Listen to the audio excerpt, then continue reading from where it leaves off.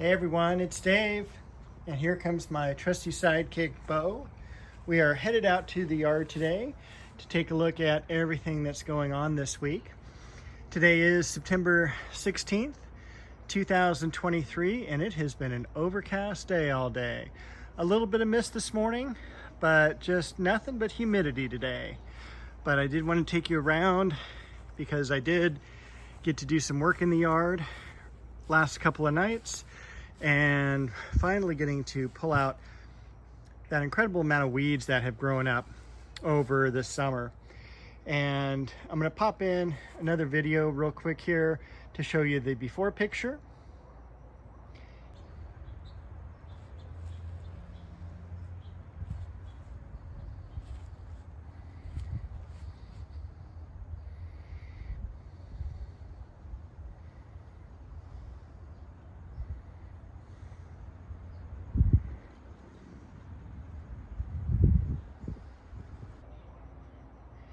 And then this is the after. So it's nice to get back in underneath the apple tree, prune back some of those lamb's ears, expose some of the dwarf conifers that I've got tucked around. Got to prune the dead flowers off the dahlia finally. Got to see that daylily and cut back the dianthus. And I also wanted to clean this area out too, because before you know it, it's going to be November, and I'm going to have those scilla coming up again that I showed you last year that are just such one of my favorite plants and really quite beautiful. Now back here, I've been telling you about these blooms on this Tabernet Montana, and one did open up, and I was surprised because this was a double bloom. It was not a single bloom. Now, I was at a nursery the other day. They had some singles that were open, and they were incredibly fragrant. I did not really catch any fragrance from this quite yet, but as you can see, there are a lot of buds yet to open, and I'm really looking forward to seeing what this is going to be like. And even Bo agrees. And that's going to be probably the pathway I'll take next as I get back to the back corner, because I'm trying to also strip off all of the vines that are growing on this back wall. I just don't want, it to be another place where little rodents can end up nesting for the winter time. And I kind of need to also replace a lot of these fence posts, and you can kind of see how I did further back off there now to the center. Just basically put new fence posts on top of the old ones and put in new 4x4s on my side of the fence. So other than that, there is still just a whole bunch of weeds going on here. We'll take a look at a few of the highlights at least. And we've got some Tiffany roses that have come into bloom this past week.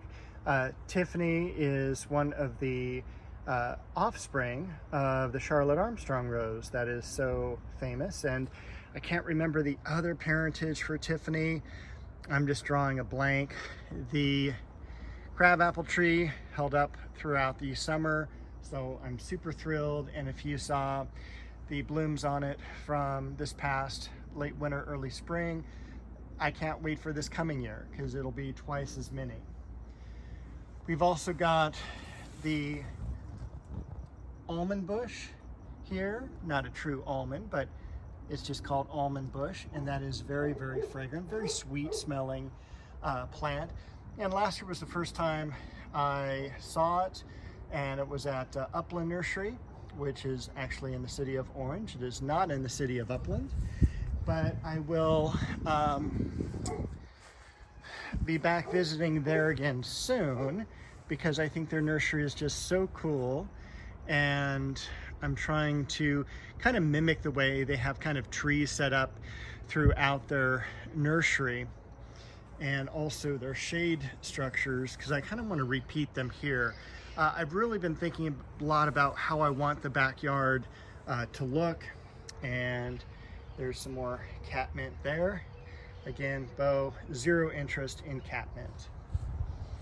And just to prove it, she's on the other side of the garden. The apricot, tremendous. The bay laurel tree, that needs to be cut back, but again, an outstanding year for that. It was nice to get rid of a lot of the weeds around the white scaevola, and that has just, again, done an outstanding job. I put all the nursery plants over here, so anything in a container is out over here. Look at the mimulus, or a monkey flower, and that is the perennial type. I cut back those bulbs there. They're already coming back.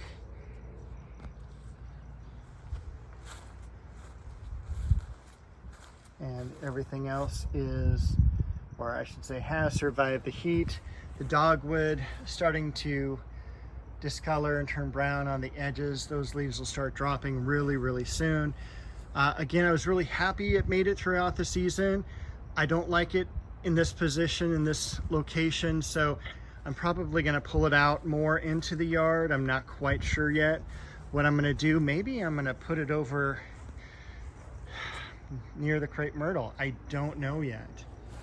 Over here, I actually pulled down the shade cloth because we've got about another good 10 days of cooler weather. We've also got the sun low enough in the sky to where I'm really not getting the sun on the clivia or kaffir lily as much as I had been, and I think it just needed to, you know, get some more air circulation and breathe around it.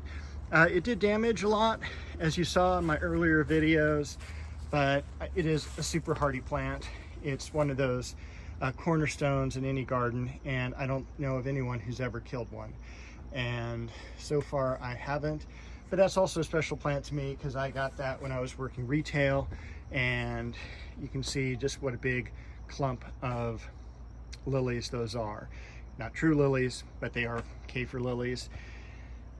And the Japanese maple did really, really well this year as well. I got that for a very low price of $60 and can't complain at all. I'm going to put another one over here on the other side of the Cheonanthus. I do have to, and I got to be careful because Bo is right under my feet. I do want to prune some of the lower branches, get that more into the standard tree form. I need to restake it because it is tilting a little bit, and I want to get that straightened up. I also need to work on the back fence, and I'm also thinking about painting that.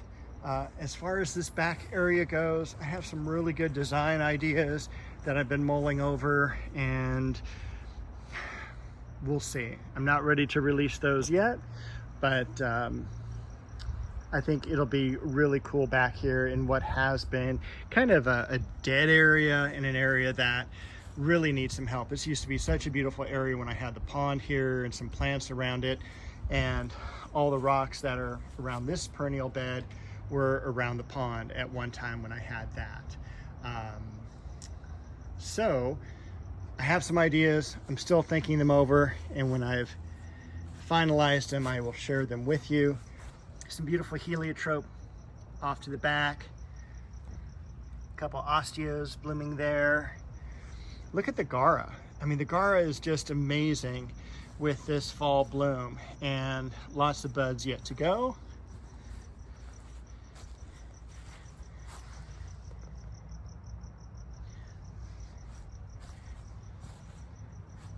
Again, the Amaryllis belladonna I went over last week. Those have just, you know, done outstanding. And I'm so happy they're in the yard. I mean, look at how many blooms there are here. And by the way, this was probably one of the least amount of bulbs I put into this area. And we've got about 7 bloom stalks. So really good there. And that lavender now is on my hit list because it's cool and I can cut that back. But look at that dwarf Eugenia out there. It's now 6 foot tall. So Everything is doing well.